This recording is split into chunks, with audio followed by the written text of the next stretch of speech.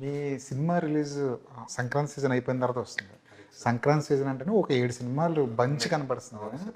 సంక్రాంతి సీజన్లో జేబులు ఖాళీ అయిపోవడం ఖాయం. 100%. ఆడియన్స్ జేబులు ఖాళీ.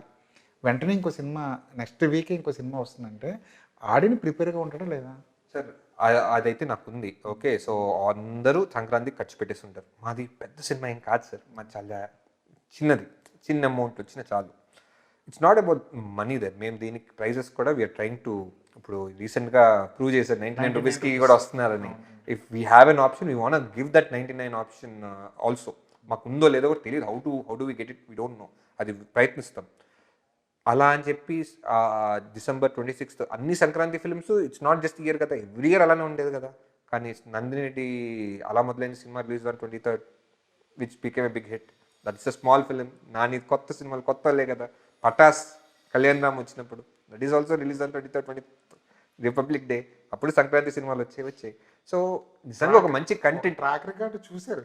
రిపబ్లిక్ డేకి మీరు అన్నట్టు ఎవరు రారు కూడా. సో మేము సోలో అవుతాం అండ్ మాకు లాంగ్ వీకెండ్ ఉంది. ఇంత ఆపర్చునిటీని నిజంగా కంటెంట్ నమ్మితే ఎందుకు రాకూడదు సార్? అండ్ నా కాంపిటీషన్ కూడా రారు. జనరల్గా నేను బాగా అబ్జర్వ్ చేసిందంటే ఇప్పుడు రవితేజ గారి బర్త్డే సార్, రిపబ్లిక్ డే రోజు. ఆయన సినిమానే ఉండేది ఎప్పుడు. ఇయర్ సంక్రాంతికి వచ్చేస్తున్నారు కాబట్టి నేను అనుకునేవాడిని ఏదైనా పోస్ట్పోన్ అయితే ఆయనది 26కి వస్తుందేమో, ఆయన బర్త్డే కదా, కాంపిటీషన్కి వస్తుంది. ఈసారి వచ్చేస్తుంది కాబట్టి మా సోలో వద్దని హోప్ అంతే. 2026 ఎలా ప్లాన్ చేశారు sir? 26 will be big year for s originals. నాకు మంచి బిగ్ ఇయర్ అవుతుంది.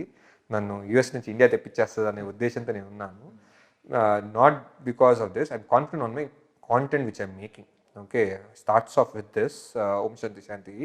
There is second film Gatham to sequel to ఒక హిందీ ఫిలిం ఉంది, అదొకటి వస్తుంది. Then Asamarthudu with Priyadarshi and E N E 2. All 4 films will be this year అని I'm hoping 2026 will be a big success. చాలా పెద్ద ఇయర్. ఈ నగరానికి ఏమైంది రిపీట్ చేస్తున్నారు కదా, ఎందుకు లేట్ అయిందంటారా? మంచి ఫ్రాంచైజీ కదా అది. లేట్ ఎక్కడైంది సార్? ఇప్పుడే కదా స్టార్ట్ అయింది. అదే ఈ నగరానికి ఏమైంది 2 కదా, 2కి 1 నుంచి 2కి. సో తరుణ్ నెవర్ హ్యాడ్ ఈ 2 చేయాలనే ఉద్దేశం అయితే ఎప్పుడు లేదు. ఓం శాంతి షూట్ జరిగేటప్పుడు సో మేము అక్కడే మాట్లాడుతుంటాం కదా, నా ఎగ్జిక్యూటివ్ ప్రొడ్యూసర్ సౌమిత్రి ఉండేవాడు. సో ఆయన తరుణ్ దగ్గర కూర్చొని అన్న ఈఎన్ఈ 2 చేయన్నా అని ఆయన చెవుల్లో పెట్టి ఆయన ఎక్కడ కన్విన్స్ అయ్యాడో తెలియదు కానీ ఈ సార్ చేద్దాం రా. అలా బ్లైండ్గా ఫిక్స్ అయ్యి తరుణ్ ఈఎన్ఈ 2 స్టార్ట్ చేస్తున్నప్పుడు దట్ ఈస్ వెన్ నేను సురేష్ బాబు దగ్గరికి వెళ్ళి అడిగి సార్ ఐపీ రైట్స్ అంటే కలిసి చేద్దామని ఆయన స్టార్ట్ చేసి తర్వాత రెమ్యునరేషన్స్ బడ్జెట్స్ అన్నీ ఎక్కడ ఏమవుతుందో. బట్ సురేష్ బాబు గారు ఎందుకో he felt something I'm not doing right, అంటే నీ స్టైల్లో చేస్తుంటే బాగుండేది, ఇక్కడ ఎందుకో నువ్వు బడ్జెట్స్ పరంగా ఓవర్ బోర్డ్ అవుతున్నానో ఏదో అని. Suresh Babu also was there. He still very good support అంతా ఉంది, స్టిల్ దేర్.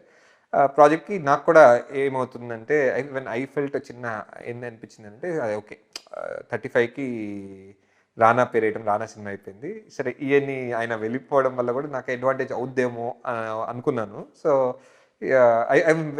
ఇనిషియల్గా వెళ్ళిపోతే ఏమైనా అనుకుంటారేమో అనుకున్నాను కానీ I was very happy now because I'm being a సోలోగా.